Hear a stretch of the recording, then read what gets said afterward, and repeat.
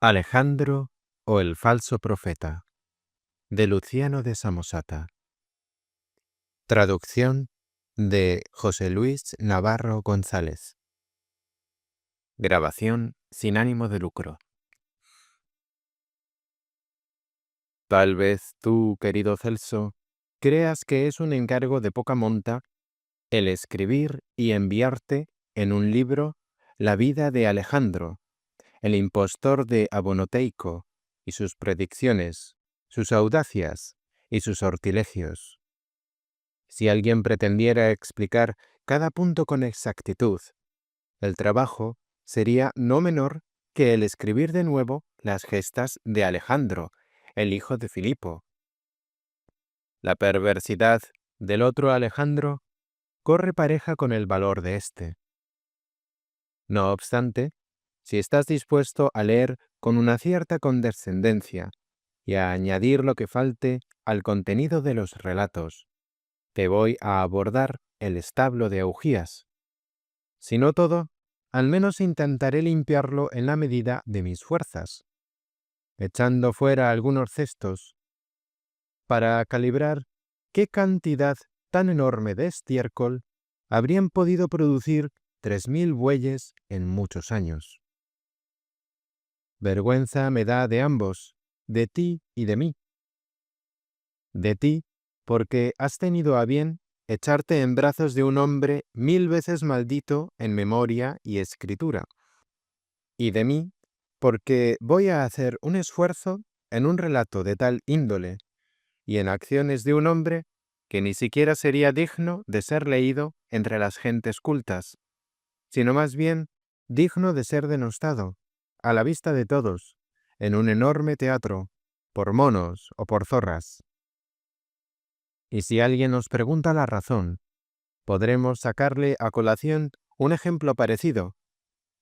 También Arriano, el discípulo de Epicteto, hombre entre los primeros de los romanos y en contacto con la cultura durante toda su vida, como le sucedió algo parecido, podría hacer el discurso en defensa nuestra. Él también tuvo a bien escribir la vida de Tilorobo, el bandido. Nosotros vamos a trazar la memoria de un bandido mucho más cruel, ya que sus actos de pillaje no han tenido lugar en bosques ni en montes, sino en ciudades, pues no se limita solo a devastar Misia y Elida, ni a saquear unas cuantas zonas, las más desérticas del Asia, sino que, por así decir, ha plagado de su bandidaje el Imperio Romano. Para que te hagas una idea lo más aproximada posible, intentaré primero trazar un retrato de palabra, aunque no creas que soy muy dado a los retratos. Su cuerpo, por hacer mención también de ello, era de buena estatura, de buen ver y con un auténtico empaque. Blanca la piel, la barba no excesivamente poblada y cabellera propia por un lado y añadida pero bien ajustada por otro, hasta el punto de pasarle inadvertido a la mayoría que era postiza. Sus ojos denotaban mucha chispa e inspiración. Su voz era a un tiempo muy agradable y muy nítida. En esa serie de puntos, nada de nada se le podría reprochar. Así era su aspecto externo. Su alma y su mentalidad, por Heracles, defensor del mal, y Zeus protector y dioscuros salvadores.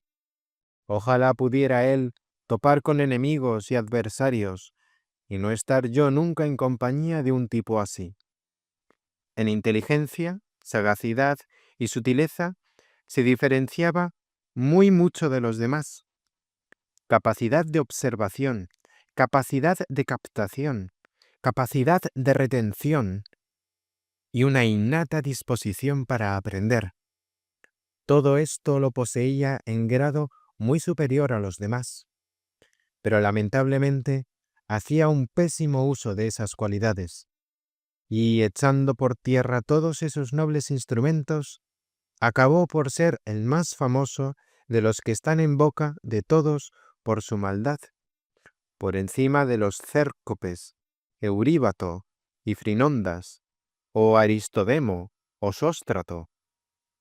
Él mismo, escribiendo a su yerno Rutiliano en cierta ocasión, y diciendo en favor de él los elogios más comedidos, quería ser semejante a Pitágoras. Pero que me perdone Pitágoras, hombre sabio y de mente genial. Si hubiera nacido cuando ese, sé que hubiera parecido un niño a su lado. Y por las gracias, no pienses que yo digo eso de Pitágoras para ofenderle, sino que estoy intentando cotejarlos en base a la similitud de las acciones. Pero si alguien, pese a todo, hiciera coincidir las peores y más difamantes palabras de las que se dicen para calumniar a Pitágoras, de cuya veracidad yo no podría ser convencido, todas ellas serían una parte insignificante de los tejemanejes de Alejandro.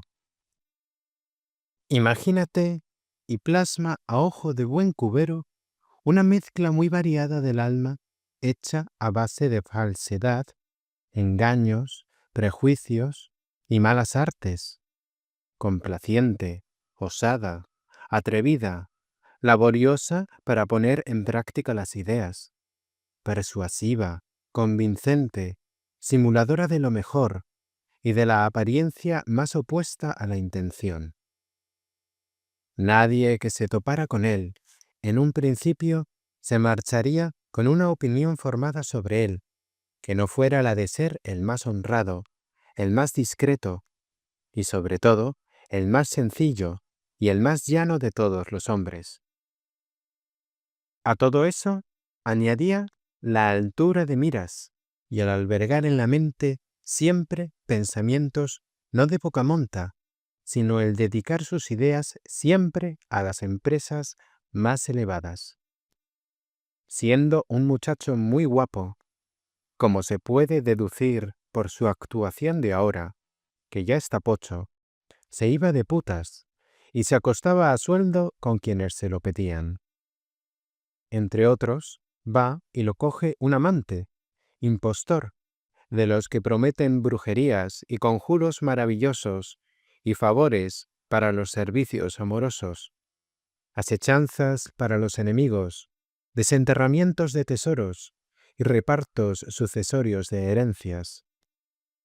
Él, al ver a un muchacho de tan buena presencia y tan dispuesto a colaborar en sus actividades, no menos amante de su propia maldad que de la belleza del muchacho, lo educó totalmente en lo suyo y pasaba la vida con él, utilizándolo como ayudante, sirviente y colaborador.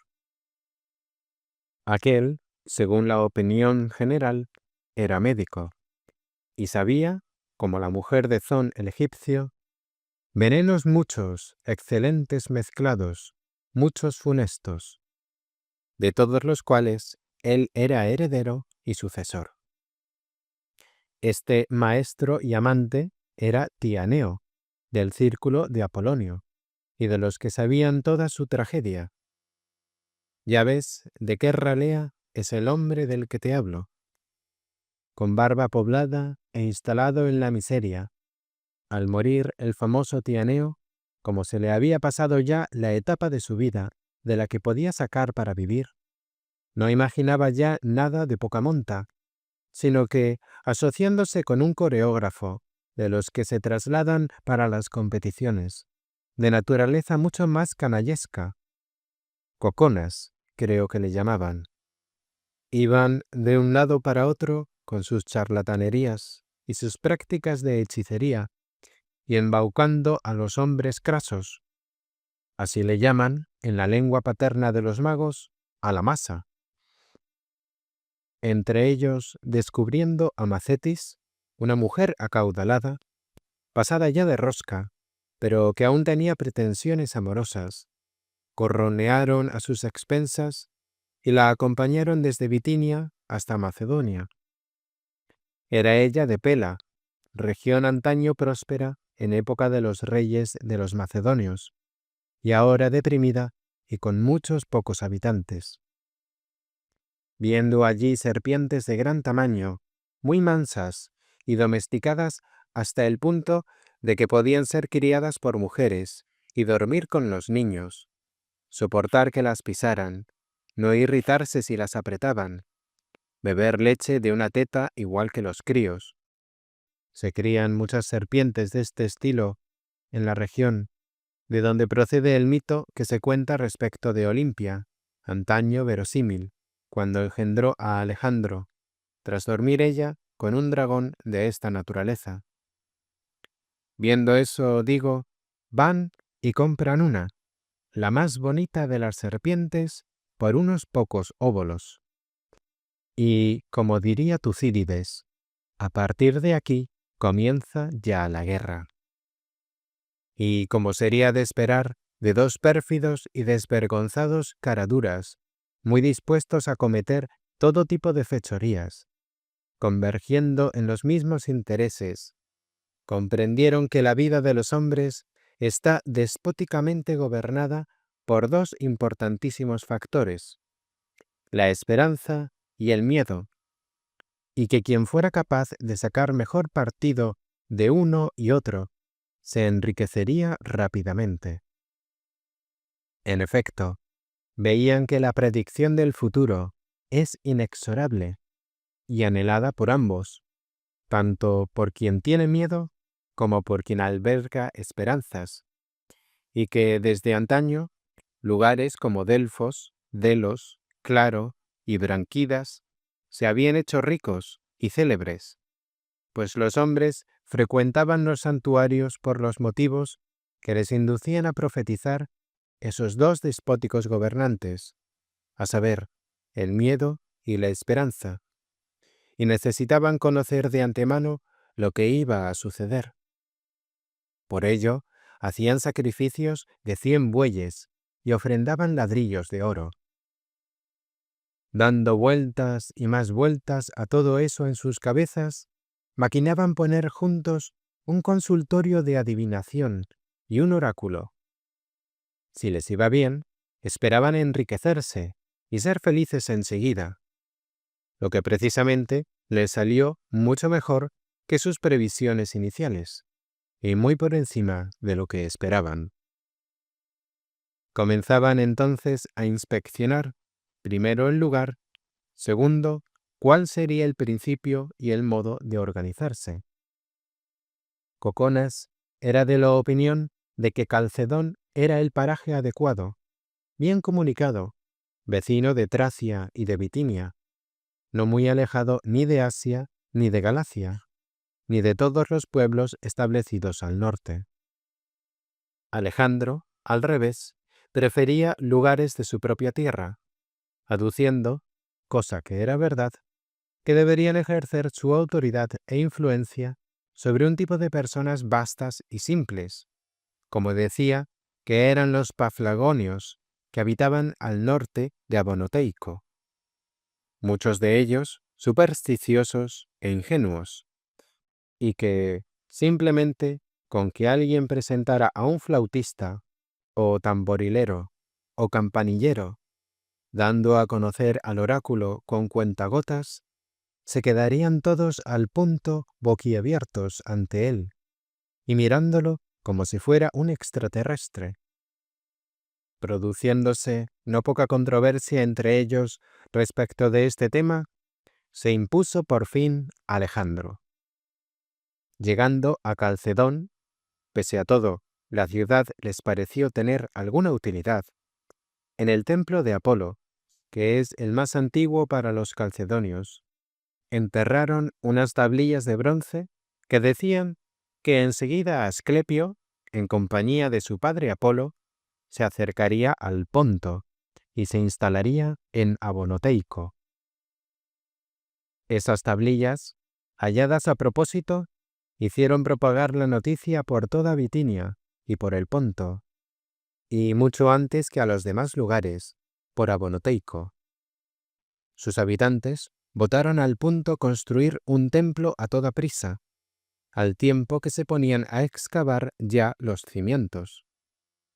En ese momento queda Coconas abandonado en Calcedón, escribiendo oráculos de doble sentido, ambiguos y retorcidos. Al poco tiempo, llegó al final de sus días por picadura de víbora, según tengo entendido. Allá que se va por delante Alejandro, melenudo ya y con rizos, vestido con una túnica blanca, con ribetes de púrpura y recubierto de un manto blanco, con una hoz, al modo de Perseo, de quien se hacía descender por parte de su madre. Aquellos infelices paflagones que sabían de sus progenitores, ambos, eran grises y de origen modesto, daban crédito al oráculo que decía: por su estirpe se ve que el Pérsida es amigo de Apolo, el divino Alejandro, sangre de Podalirio mojando en la lanza. Hasta tal punto, el Podalirio era por su natural lascivo y andaba loco por las mujeres, que andaba de cabeza desde Trica hasta Paflagonia por la madre de Alejandro. Se decía ya un oráculo, según el cual profetizara la Sibila. Del Ponto Euxino a orillas, cerca de Sinope, habrá en tiempos ausonios, bajo Tirsis, un profeta que mostrará a las claras la unidad 3 veces 10, 5 unidades y 3 veces el 20, clave de 4 cifras de un hombre defensor.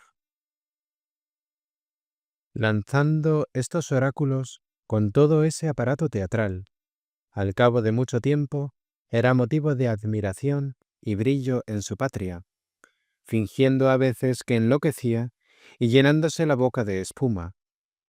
Con facilidad lo conseguía masticando la raíz de la planta de teñir. A ellos la espuma les parecía algo divino y que les daba miedo a la vez.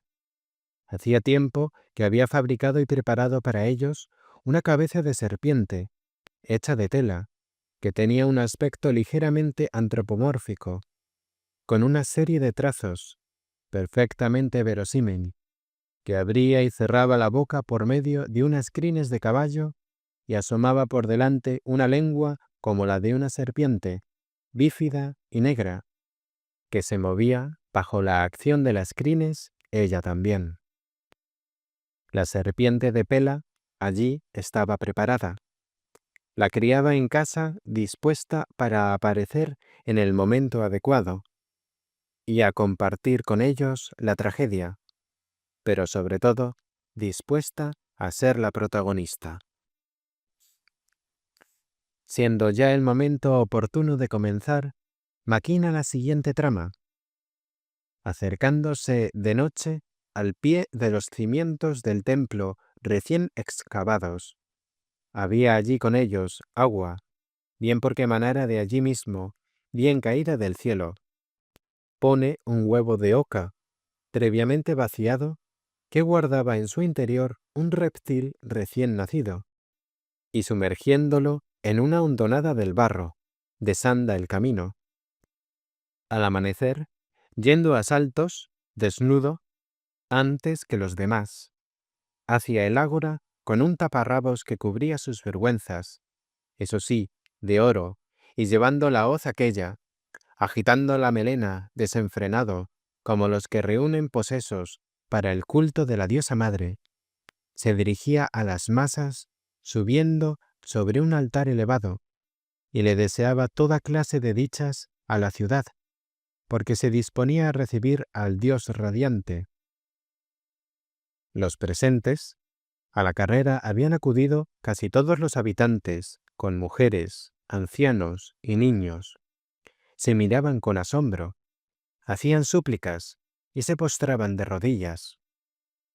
Él, dejando oír ciertas palabras ininteligibles, que podrían ser de los hebreos o de los fenicios, anonadaba a las personas que no entendían lo que decía, excepto una sola cosa, que por todas partes andaban entremezclados Apolo y Asclepio.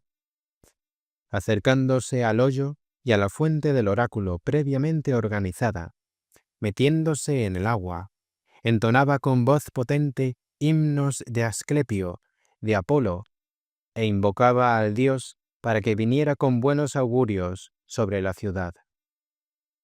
Después pidió una copa, alguien se la dio, y con un simple deslizamiento tira hacia arriba y saca, con el agua y el barro, el huevo aquel en el que había encerrado al dios, pegado con cera blanca y albayalde por la fisura de la cáscara. Y tomándolo con sus manos, decía que tenía ya a Asclepio. Ellos miraban atentamente lo que sucedía, maravillados sobre todo ante el huevo encontrado en el agua. Acto seguido, rompiéndolo, recogió en el cuenco de la mano al embrión de aquel reptil. Los presentes vieron que se movía y que se enredaba por los dedos. Daban gritos, saludaban al dios, se deshacían en felicitaciones a la ciudad, y a boca llena, cada uno se iba atiborrando allí de oraciones, y pidiéndole al dios tesoros, riquezas, salud y demás cosas positivas.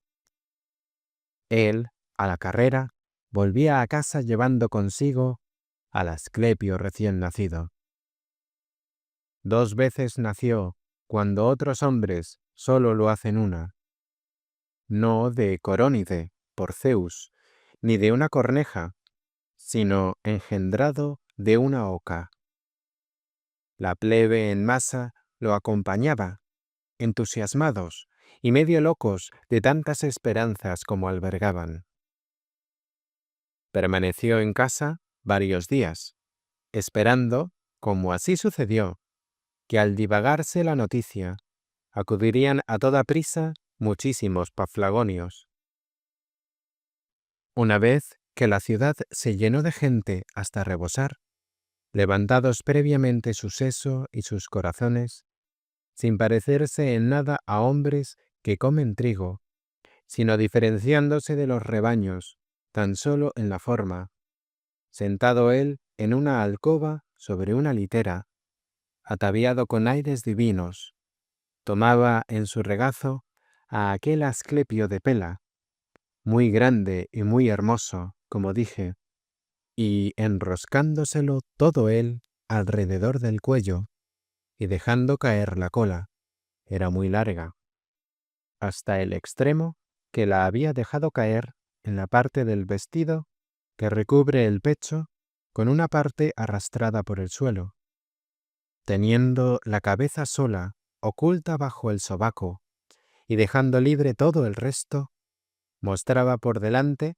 la cabeza de tela a un lado de la barba, de forma que pareciera que era totalmente la de la serpiente la que se veía.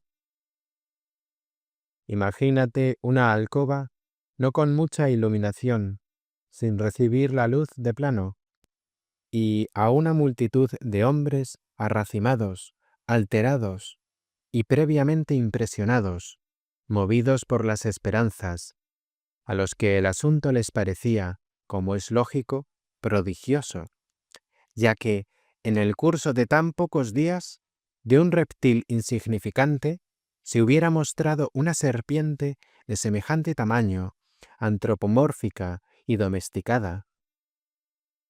Se apiñaban junto a la puerta de salida, y antes que pudieran ver con detalle, ya eran echados por fuera por los que estaban entrando constantemente. Hubo que perforar la pared opuesta y hacer otra salida. El relato se parece a lo que hicieron los macedonios en Babilonia cuando Alejandro estaba enfermo. Cuando ya estaba en situación muy grave, los que estaban alrededor de su palacio ansiaban verlo y decirle la última palabra. Aquella exhibición se cuenta que la hizo no una, sino muchísimas veces, y especialmente si llegaban algunos jovencitos acaudalados. Entonces, querido Celso, si hay que ser sinceros, hay que otorgar el perdón a los paflagonios y pónticos aquellos, gentes vastas y analfabetas, por dejarse engañar tocando a la serpiente. Esa posibilidad ofrecía Alejandro a quienes deseaban.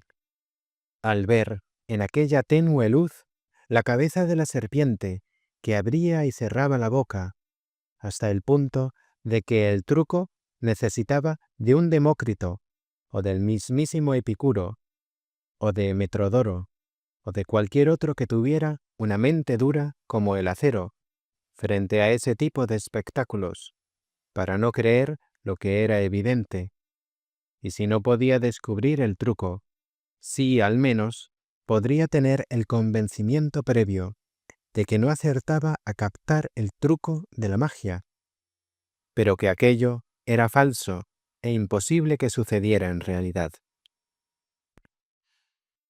A él afluían, al cabo de poco tiempo, Bitinia, Galacia y Tracia, pues cada uno de los que traían las noticias decían lo que era evidente, que veían que nacía el Dios, y que después, al cabo de poco, podría tocársele cuando había pasado ya a ser de enorme tamaño y con cabeza semejante a la de un hombre. Además, surgieron dibujos, imágenes y grabados de madera, unos de oro, otros con las reproducciones de plata, y con el nombre del dios grabado. Glicón se hacía llamar, a raíz de un verso, mandato divino. Alejandro lo recitaba con voz alta. Yo soy Glicón, sangre tercera de Zeus, luz para los hombres. Y después, que era la ocasión por la que había puesto en marcha todas esas maquinaciones, a saber, profetizar e interpretar el oráculo para quienes lo solicitasen, tomando la pauta de Anfíloco, el que vivía en Sicilia, tampoco a aquel, tras el fallecimiento de su padre Anfiarao y de su desaparición en Tebas, saliendo fuera de su tierra y llegando a Cilicia, le resultó mal la cosa, pues él en persona profetizaba a los cilicios el porvenir, cobrando 2 óbolos por cada oráculo.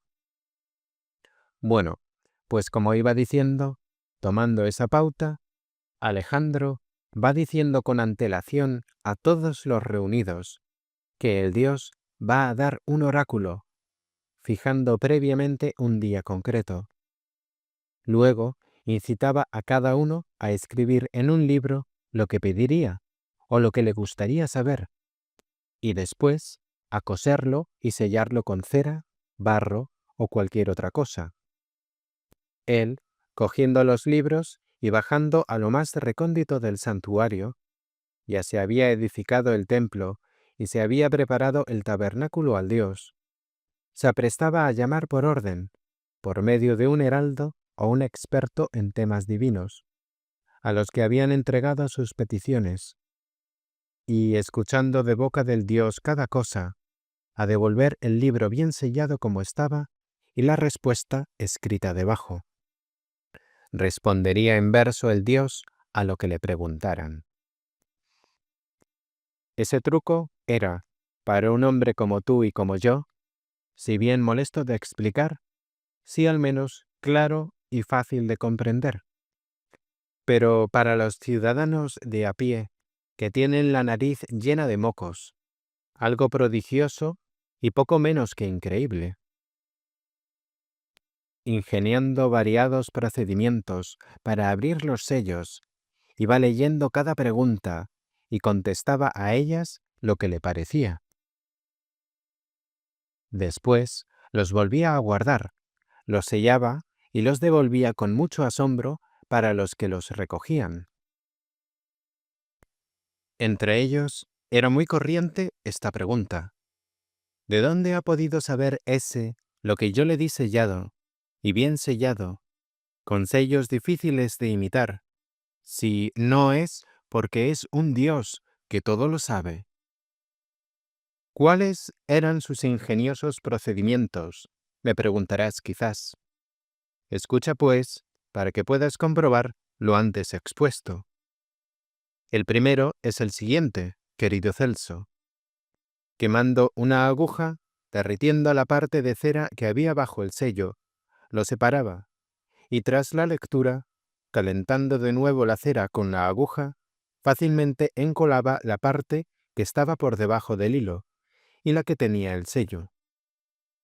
Otro procedimiento es el que se conoce con el nombre de colirio. Se obtiene de una pez de Brecia, y betún y piedra transparente molida, cera y goma de lentisco. Haciendo una plasta de todos esos ingredientes y calentando el colirio con el fuego, untando el sello previamente con grasa, ponía el molde encima y lo frotaba. Inmediatamente se secaba, abriéndolo fácilmente y leyéndolo de cabo a rabo. Colocando encima la cera, estampaba como si fuera de piedra un sello que se parecía muchísimo al molde original. Escucha ahora el tercer truco empleado para estas artimañas. Metiendo yeso en la cola con la que encolan los libros y haciendo una pasta de él. Cuando todavía estaba húmedo, lo colocaba encima del sello y quitándolo, al punto se torna seco y más duro que el cuerno, o incluso que el hierro duro. Lo empleaba para el molde.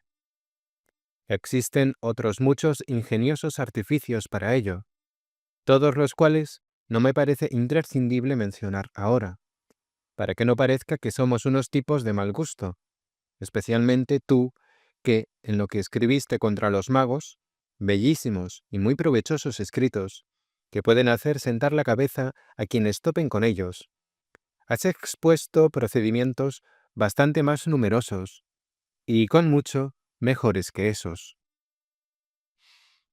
Así pues, seguía dando oráculos y profecías, echando mano, entonces, de una enorme picardía y adaptando imaginación a la mentalidad, dando a las preguntas de unos respuestas ambiguas y retorcidas, y a las de otros totalmente ininteligibles.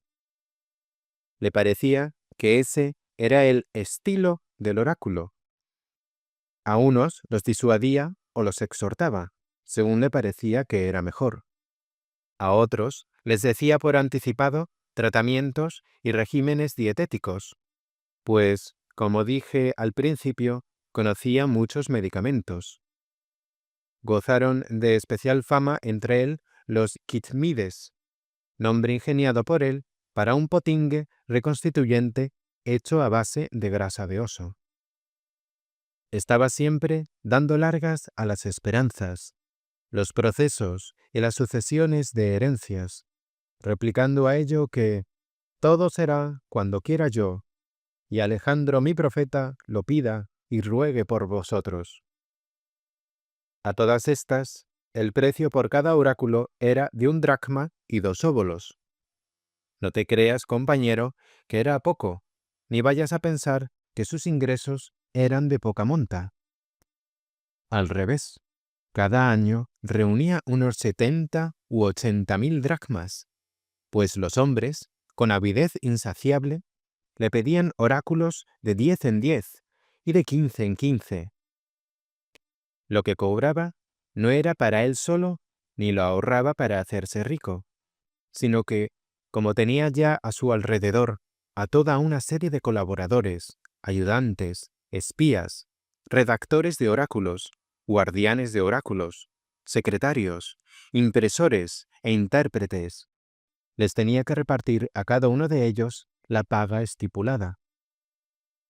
Iba ya enviando a alguno a otras tierras para que corrieran la fama del oráculo entre los pueblos y para explicar que era capaz de profetizar, de encontrar a los fugitivos, de identificar a ladrones y salteadores, desenterrar tesoros, curar a los enfermos e incluso de rescatar a gentes ya muertas.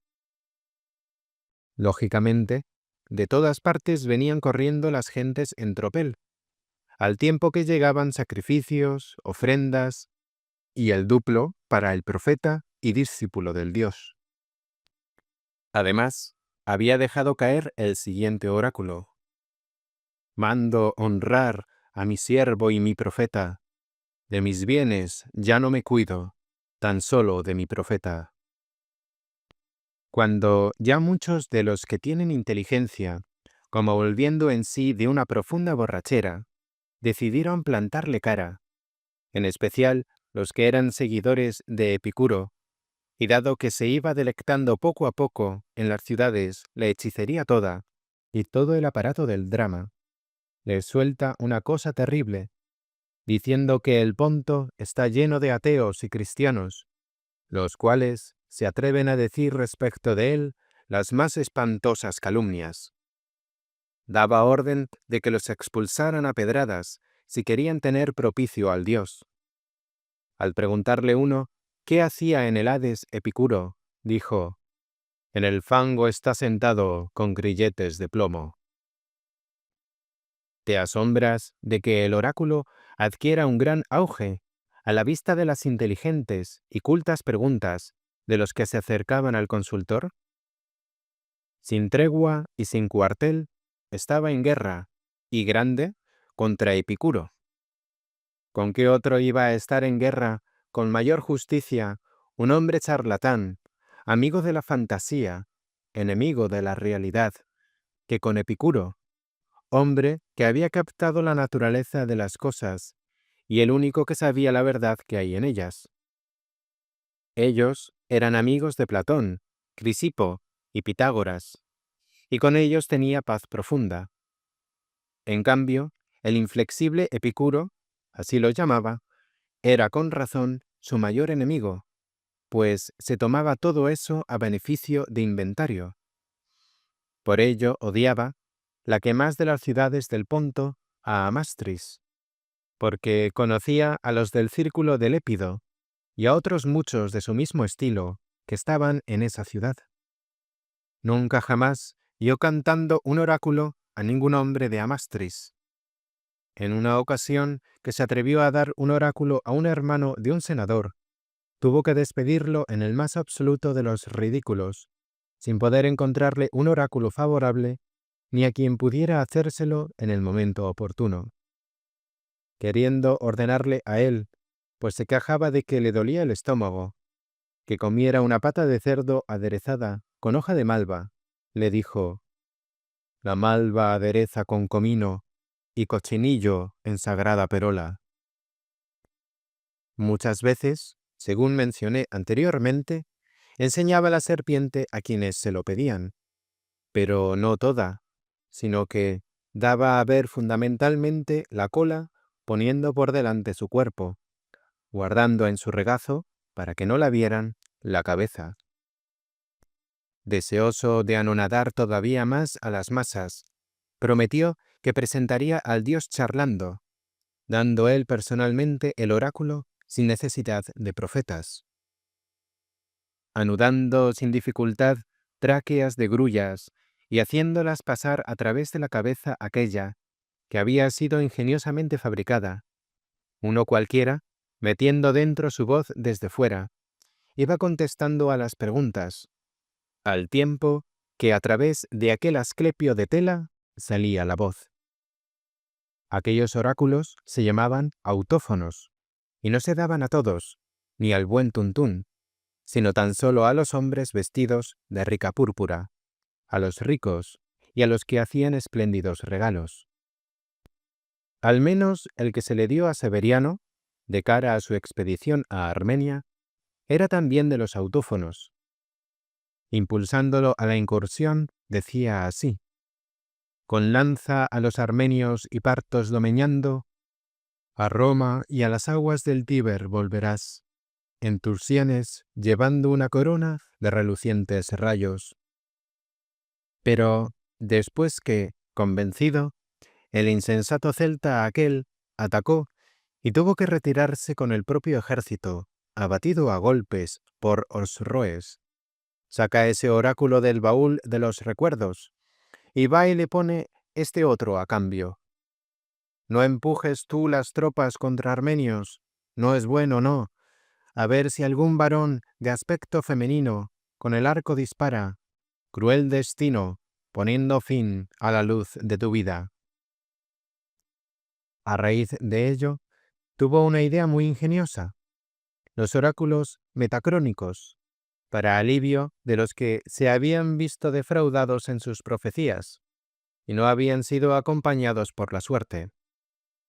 Muchas veces anunciaba a los enfermos antes de morirse la salud, y en cuanto morían, ya tenía preparado otro oráculo retractándose. No busques tú remedios de enfermedad tan triste, pues claro es el destino, y encima inevitable. Sabedor de que los oráculos de Claro, Dídima y Malo eran famosos, también estos, por practicar un estilo de adivinación semejante, se hizo amigo de ellos, enviándoles a muchos de los que a él se acercaban a consultar, diciéndoles: «Marcha ahora a Claro, para que escuches a mi padre.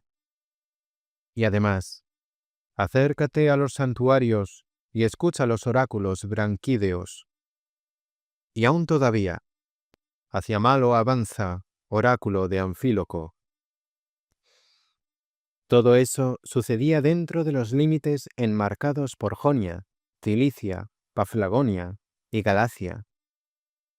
Cuando la fama del oráculo se propagó hasta Italia y llegó a la ciudad de los romanos, no había nadie que no se apresurara a acudir antes que el vecino, unos yendo ellos personalmente, otros enviando a alguien, y sobre todo, los más poderosos y los que gozaban de mayor dignidad en la ciudad. De ellos, el primero y el más importante fue Rutiliano, hombre en muchas facetas, excelente y destacado, y situado en muchos puestos de responsabilidad romanos, pero en lo concerniente a los dioses, muy enfermizo y con extrañas creencias al respecto. Podía haber tan solo una piedra ungida o coronada y caía de bruces al punto, se postraba y aguantaba mucho rato en actitud suplicante, al tiempo que le pedía mercedes. Ese, oyendo lo referente al oráculo, por poco si deja la responsabilidad que se le había encomendado, y se presenta de golpe y porrazo en Abonoteico. Iba enviando a unos mensajeros detrás de otros. Los enviados, unos criados sin cultura, fácilmente eran engañados. Así, volvían tras haber visto una serie de cosas, contando otras como si las hubieran visto, y adornando la historia aún más, a fin de ser tenidos en mayor estima ante su señor. Inflamaron, pues, al desdichado anciano y lo lanzaron a una locura muy fuerte. Él, como era amigo de los más grandes y poderosos, iba de acá para allá explicando los hechos. Unos, según los había oído narrar a sus enviados, otros exponiéndolos a su aire. Ese hombre llenó la ciudad, la conmocionó y turbó por completo a la mayoría de los que estaban en el palacio, hasta el punto de que todos se aprestaban a escuchar algo de lo que les concernía. Alejandro, recibiendo con aires muy amistosos a los que llegaban, se los ganaba a base de obsequios de hospitalidad y otro tipo de regalos valiosos. Los despachaba no solo para que transmitieran las respuestas que había dado a sus preguntas, sino para que entonaran himnos en honor del dios y contaran, mintiendo, prodigios fantásticos sobre el oráculo. Pero el sinvergüenza redomado maquina algo no precisamente necio, ni digno del primer bribón que le salga a uno al paso. Desatando los libritos y leyéndolos, si encontraba algo resbaladizo y comprometedor en las preguntas, los retenía y no los devolvía para poder tener bajo su férula y sojuzgados por el temor a los que habían formulado la consulta, que debían recordar qué era lo que preguntaban. Ya comprendes qué clase de indagaciones era lógico que indagaran los ricos y poderosos.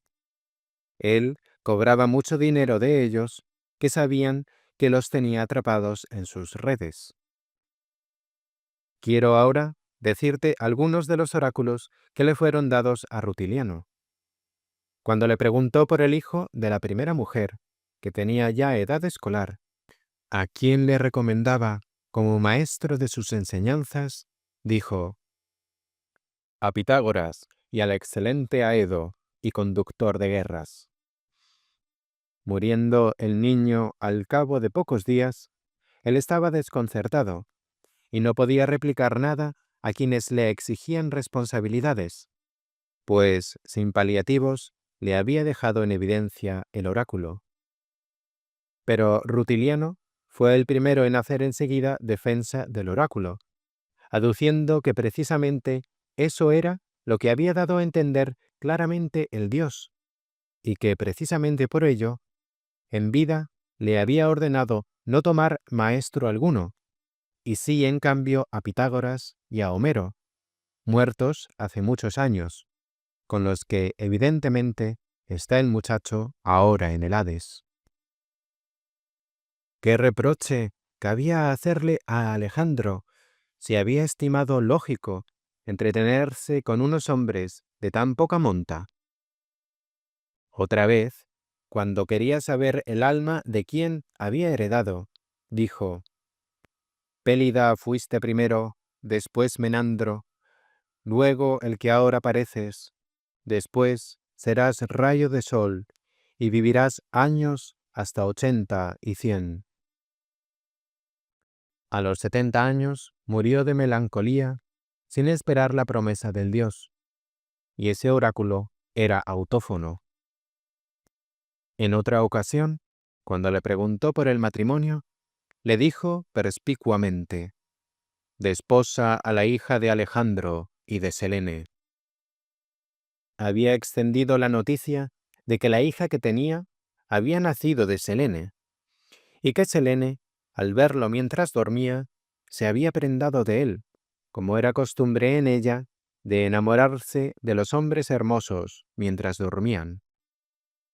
Sin ninguna demora, el listísimo Rutiliano enviaba a buscar a la muchacha y concertaba la boda, él, un novio sesentón, y con ella se acostaba, granjeándose el favor de la suegra, Selene, con hecatombes totales, y creyendo que él había entrado a ser uno más de los celestes.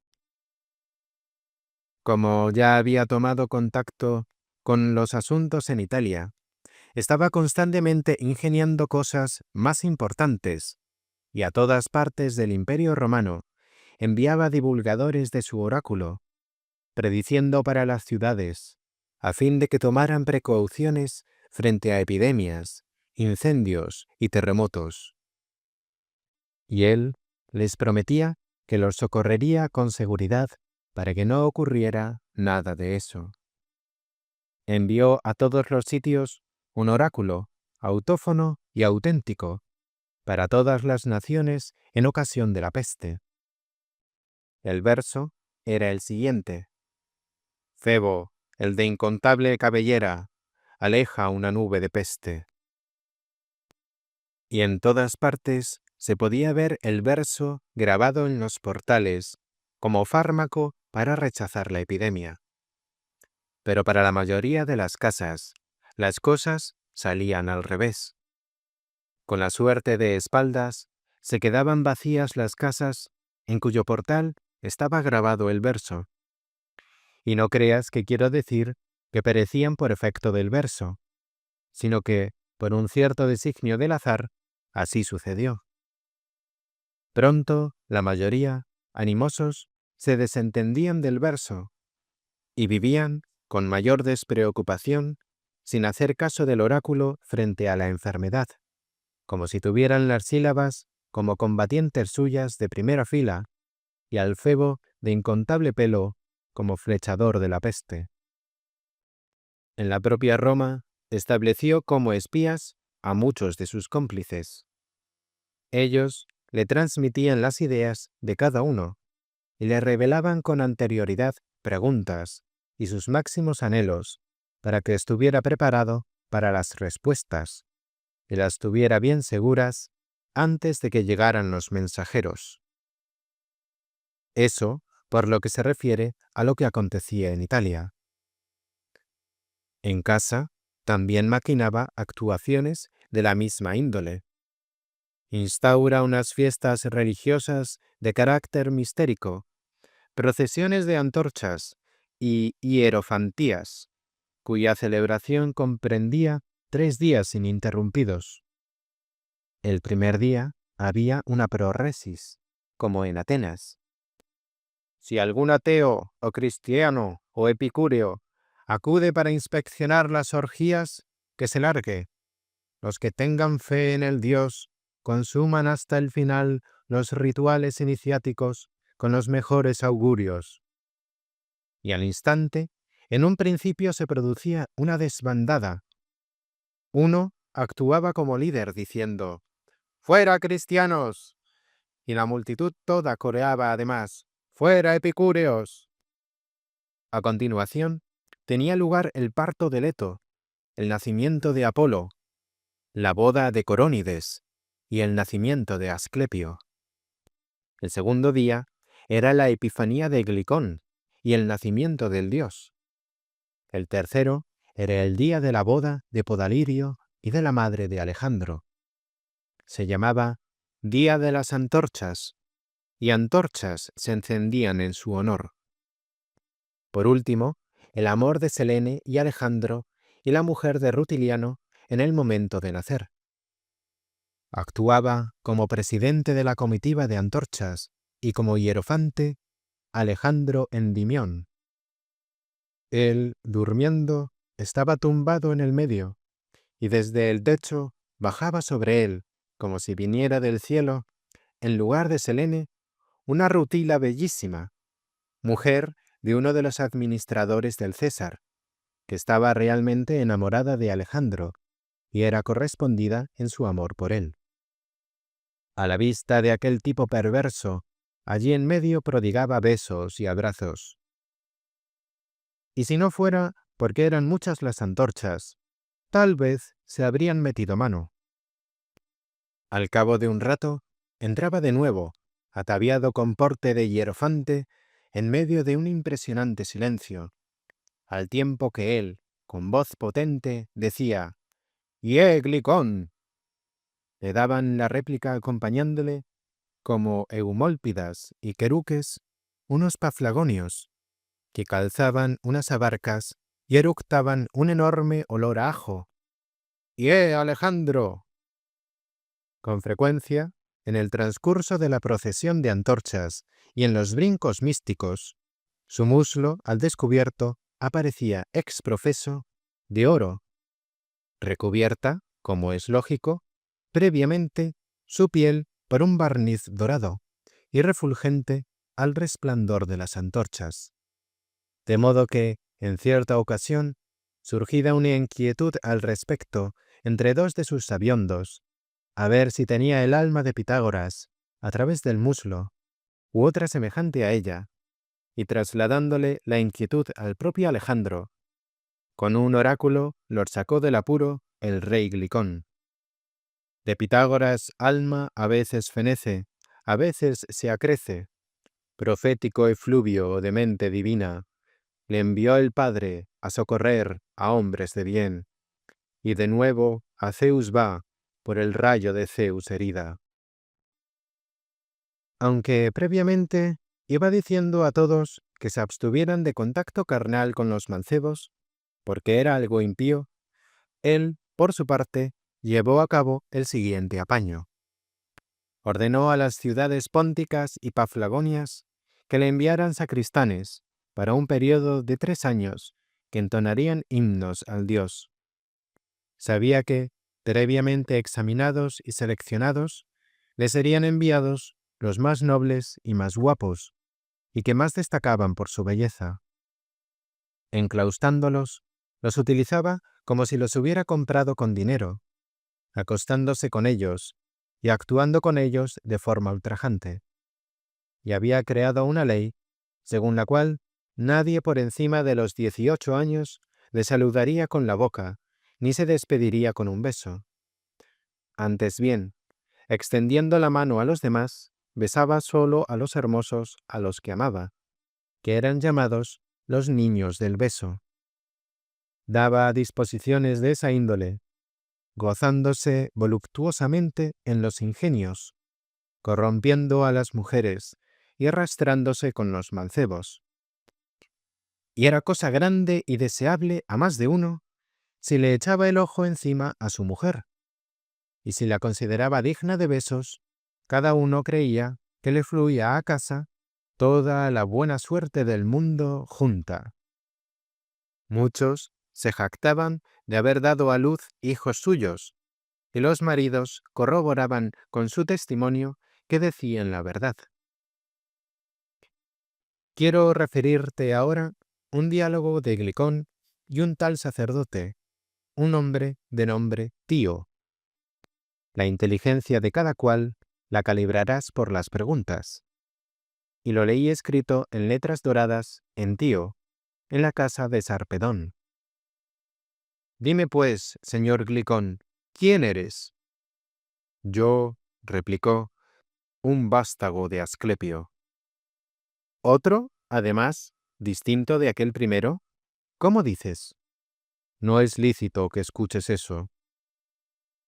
¿Cuántos años permanecerás a nuestro lado, dando oráculos? El tercero, por encima de 1000. ¿A dónde te mudarás entonces? A Bactra y a la tierra de allí, pues conviene que también los bárbaros disfruten de una visita mía. Los restantes oráculos, el que hay en Dídima y en Claro y en Delfos, tienen al padre Apolo como otorgador del oráculo, o los oráculos que de allí manan ahora son falsos. No quieras saberlo, no es lícito. ¿Quién seré yo después de mi vida actual?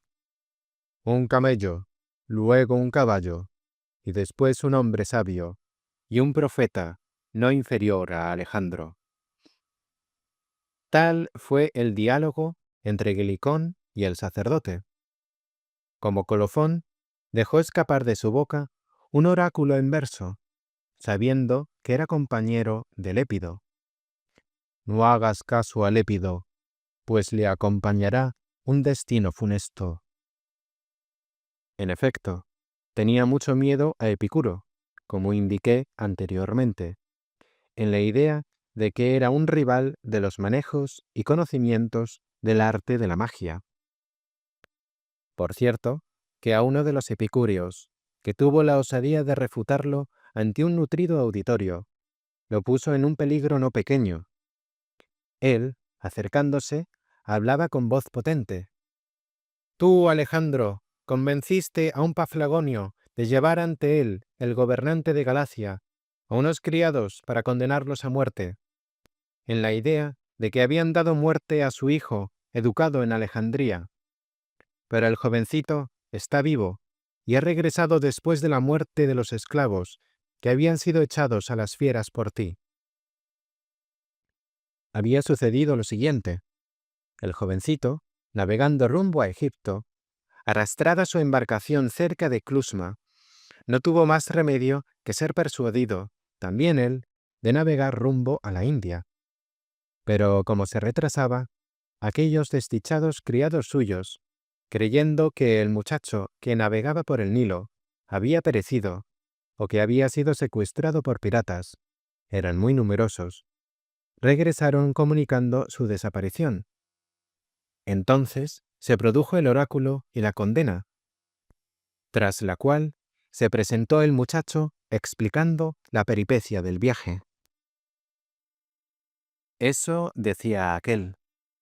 Alejandro, cabreado ante la prueba palpable y no soportando la veracidad del insulto, daba orden a los presentes de tirarle piedras, o si no, también ellos serían objeto de maldición y se les colgaría la etiqueta de epicúreos.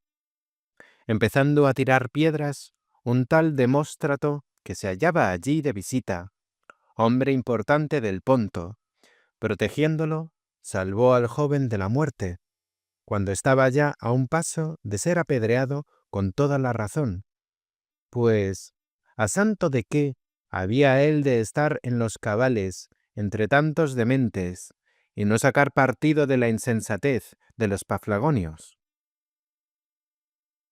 Eso es lo sucedido en relación con aquel episodio, y en cualquier caso, resultaba que, cuando daba los oráculos por orden, eran llamados un día antes de profetizar, y si el heraldo preguntaba si le estaba dando la profecía, respondía desde dentro: «Vete al carajo. A un tipo así nadie puede recibirlo en su casa, ni compartir con él la lumbre ni el agua.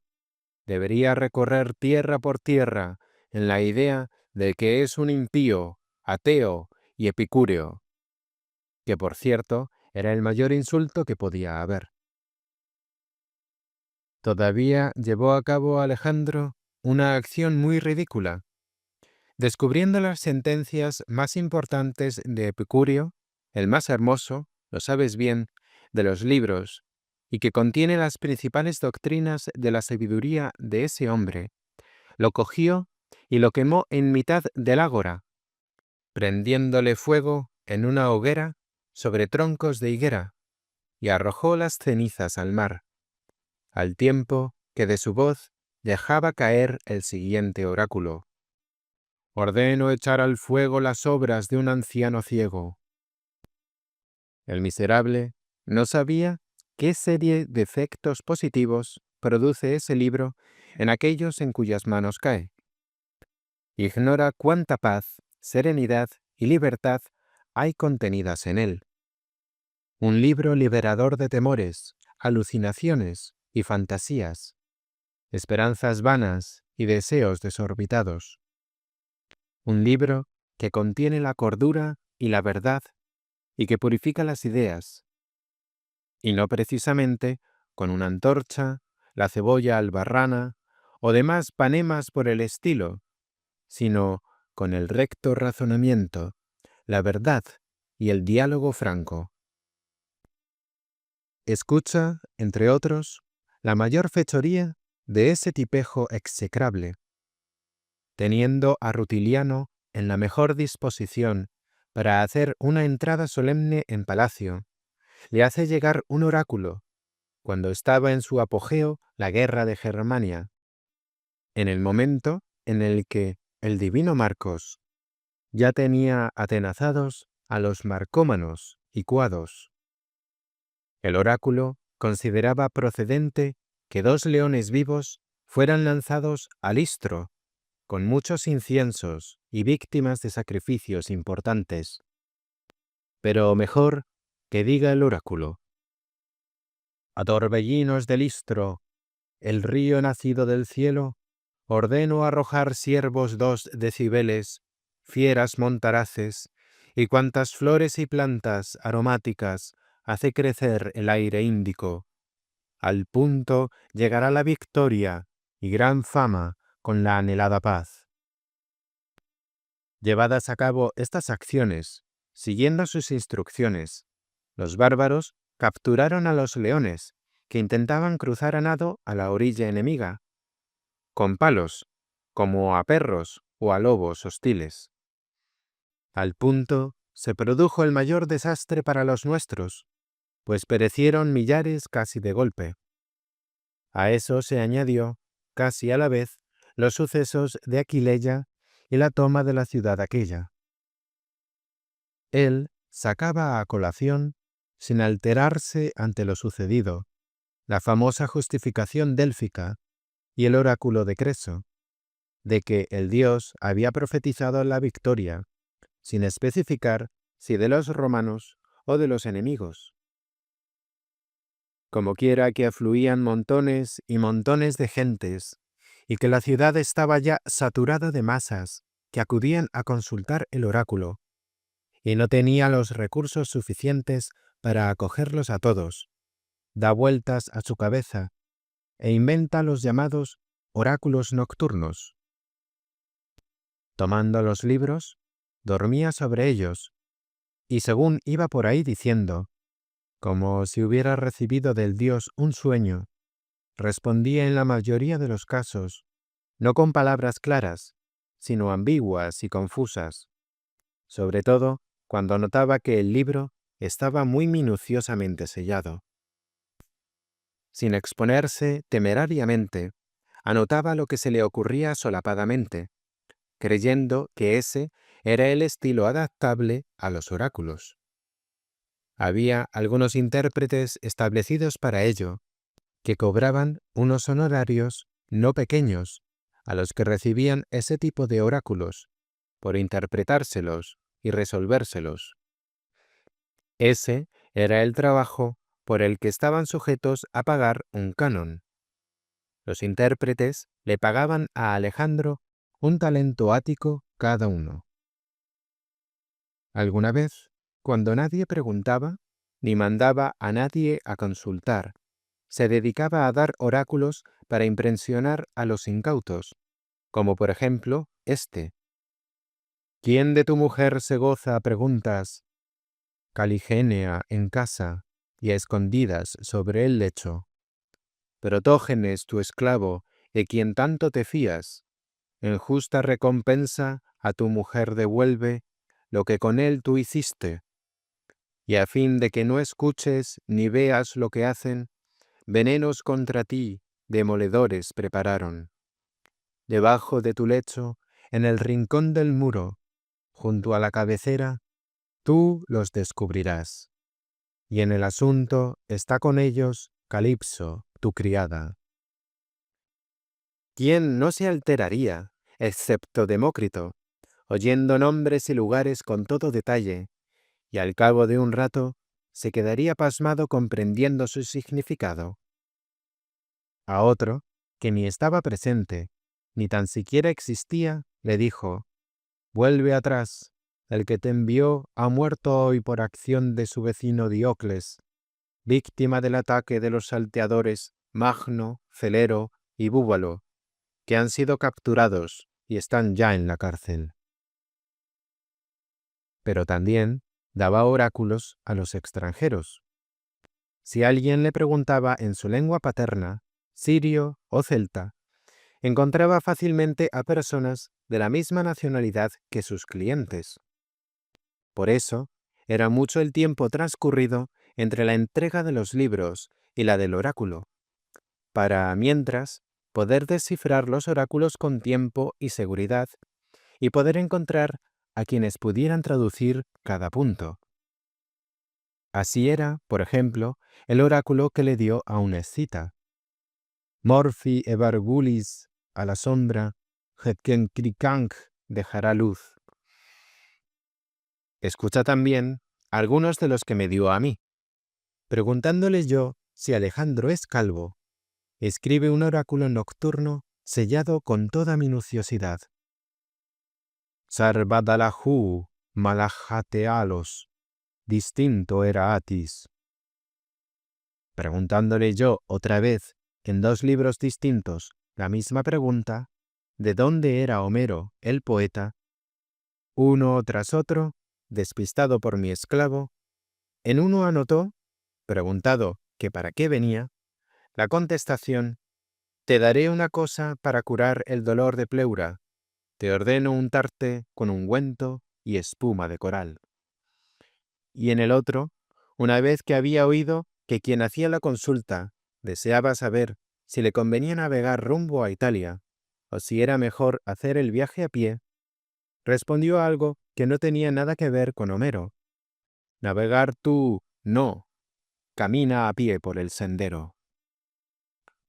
Yo también maquinaba muchas acciones como la que te he contado. En cierta ocasión, planteándole una pregunta, la escribí en el libro, como era costumbre, poniendo un nombre falso. Le envié 8 preguntas al oráculo de un tipo cualquiera, enviando los 8 dracmas y lo que viniera, además, con ellos.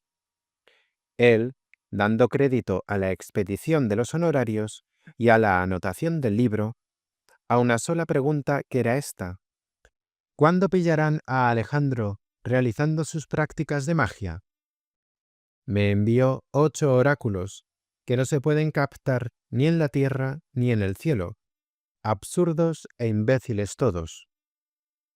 Al darse cuenta por fin de que yo disuadía a Rutiliano de la boda y de hacer caso a las esperanzas del arte del oráculo, me odiaba, como era lógico, y me tenía por un muy terrible enemigo. En cierta ocasión, le dijo a Rutiliano, que le preguntó por mí: «En escuribandas nocturnas se complace y en lechos impuros».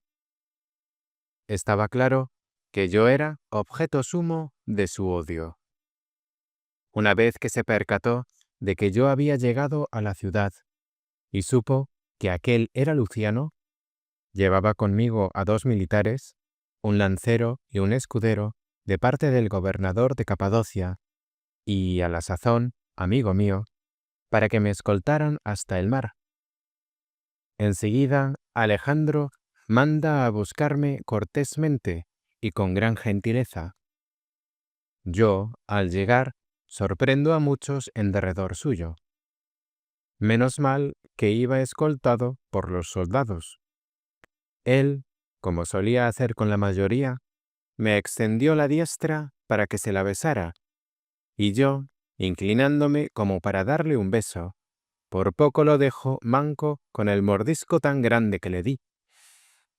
Los presentes intentaban estrangularme y golpearme como a un sacrílego, y aún se cabrearon más, porque lo llamé Alejandro y no profeta.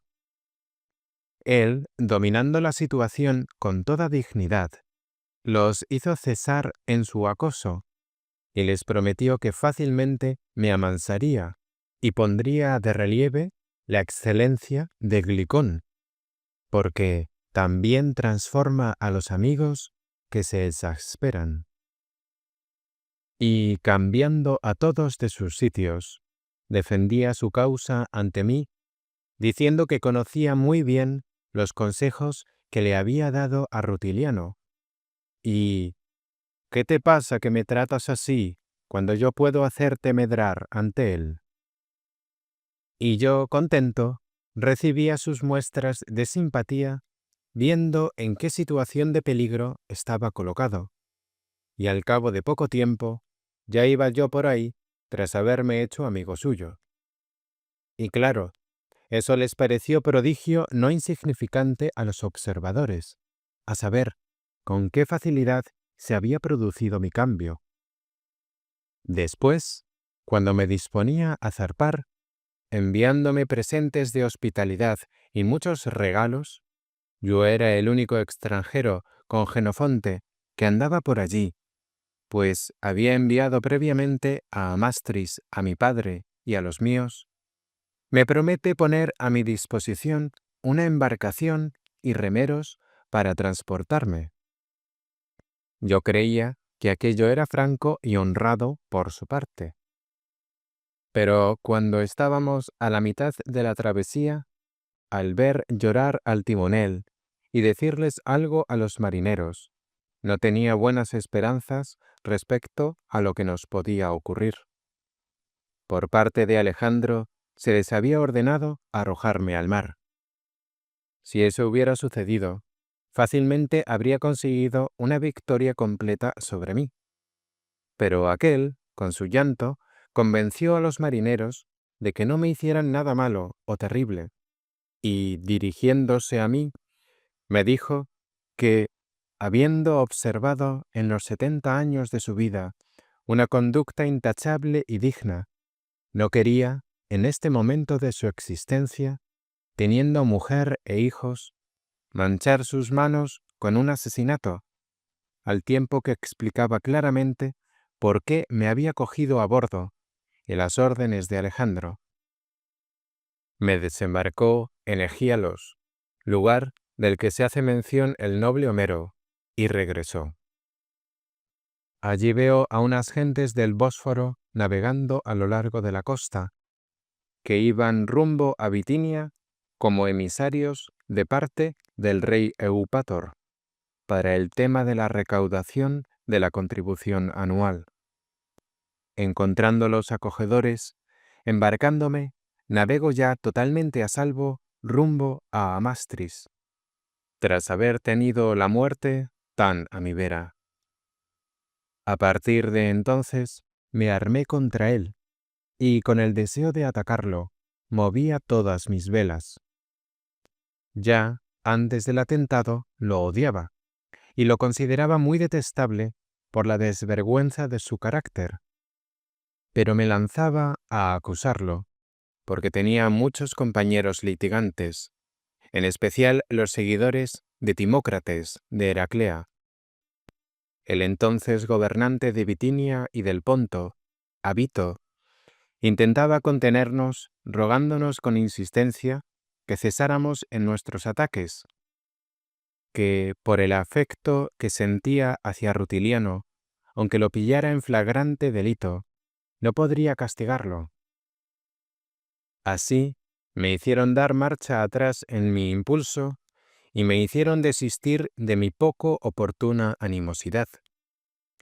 A la vista de un juez que se hallaba en tal disposición, ¿cómo no iba a ser, entre otras, enorme la osadía de Alejandro al solicitar del emperador cambiar el nombre de Abonoteico por Ionópolis y acuñar nueva moneda con la efigie, por un lado, de Glicón y por el otro, de Alejandro, con las cintas sagradas del abuelo Asclepio y la hoz aquella del antepasado materno, Perseo, profetizando por medio de un oráculo respecto de sí mismo, que tenía asignado por el destino vivir 150 años, y que entonces moriría fulminado por un rayo, murió de una muerte muy digna de conmiseración, sin haber llegado a los 70 años, como hijo de Podalirio,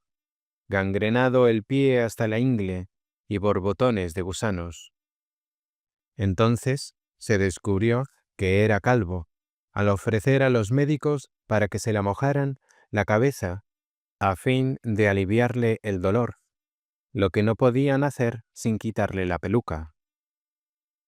Ese fue el fin de la tragedia de Alejandro, y ese fue el funesto desenlace de todo el drama, que se podía deducir tramado por una predicción, aunque sucedió según los designios del destino.